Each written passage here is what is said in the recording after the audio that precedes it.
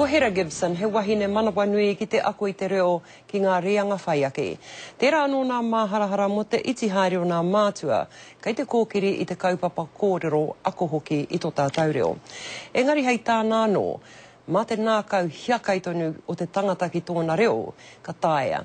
Anei ona whakaaro mo ngā piki me ngā heke o te reo.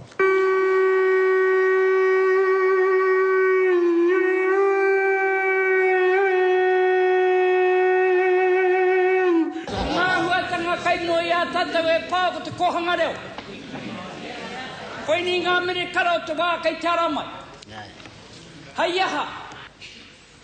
Mo tō tātou reo mau. I ene wāne, ka reno he nui ngā tangata he mitāna te reo. Kei te ruarua haere, kei te mimiti haere tērā hunga.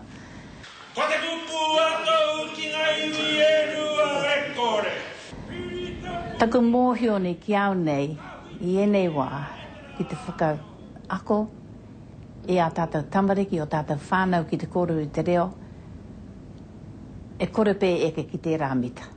Ko ngenge ke ngā mau I te tataritanga, tahi rau e ni matakau tau. Nāre rau tu e te wahine me kore homai māmā te whakatutuki, he kuini ki te kuini ke rora tata. Kaore te hunga pakeke, I te ora I ene wā he whakatika. I wainguni ngā whānau. E ngā takia hopu whero tēnā koutou katoa. E hoi e tahi wā, e kore o mōhio ki te reo o Scotty.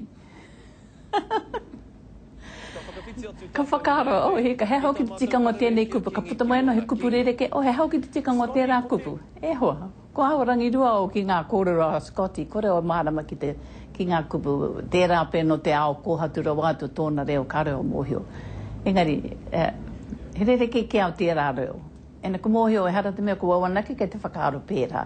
Kia tirohia ake ngā matapai huarere I aia nei, a moki tika te wāhi I tino māku ai I te ua, hioi atu I tēnā rangi paruhi, a pōpō he pūrei o kewa ka Ka whakarongo ki tētahi tangata o tō wākaina, e pahupahu he nungi te pau ka whakaata ka whakaaro.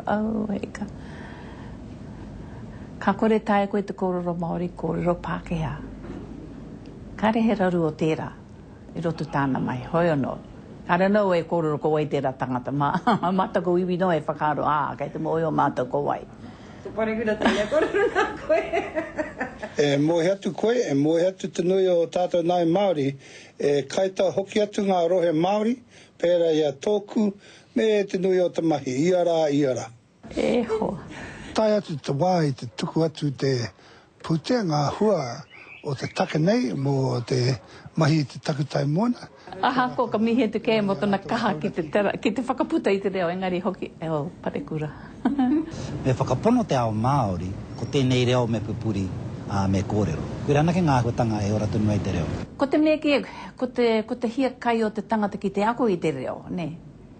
Aha, ko whakaharinge he kura reo, ka haere katoa te hunga e ki ne, ai ka haere rātou ki ngā kura reo. Engari mena kāri reo te wairua ki te ako, e kore e tāia. Ma te wairua kei roti te tangata, ka tāia. Ngā tohu huarere a te karere, he mea tau titi e te wānanga o Aotearoa, ko te reo te Māori o te mana Māori.